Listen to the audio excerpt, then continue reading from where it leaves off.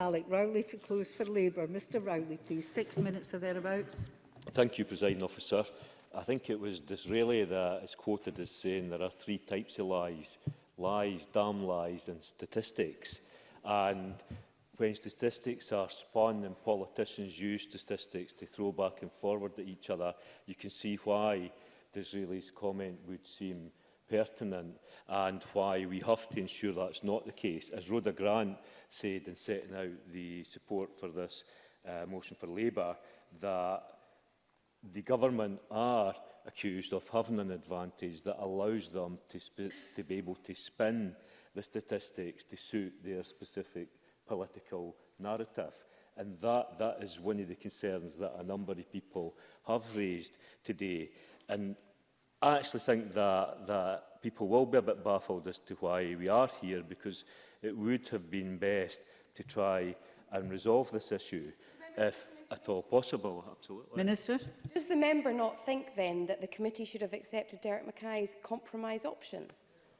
Alec Rowley. I think Andy Whiteman highlighted the point that there seemed to be an inconsistency where Mr Mackay on the one hand was saying that he had no influence over the chief statistician, and then was able to come back and say but he was prepared to put some kind of proposal forward that the chief statistician would agree to. And I think both the Minister and the Finance Secretary have tried to muddy the waters a bit today by making it about the confidence that people see within the chief statistician. No one is in any way suggesting that they have nothing but confidence in the chief statistician. What they're saying is that if statistical information can be made available to the government, it can be made available to the Scotland office, then it should be made available to this legislator and it should be made available to the public. It's really quite straightforward. Richard Lyle, my good friend, says he does not have or see a problem with the government position. But as Gordon Lyndhurst has pointed out, there is a string of a whole host of academics, distinguished academics, policy wonks, think tanks, distinguished think tanks, that all say there is a problem. So it's like the government are doing some kind of Boris Johnson, whatting their hands over their ears, unwilling to listen to the evidence that has been clearly presented by many academics and many with expertise in this field that say this needs to change. So I do hope even at this late stage the government will accept that a modest change needs to be made and that they will go forward and try and do that. Yeah? John Mason. I mean, would the member accept that a modest change has been made, because the report was written before the government made its compromise? Alec Rowley. Well, the committee are clearly setting out what their views are, and Labour will support the committee position today. In order for our democracy to work, we need checks and balances that are clear. Yeah.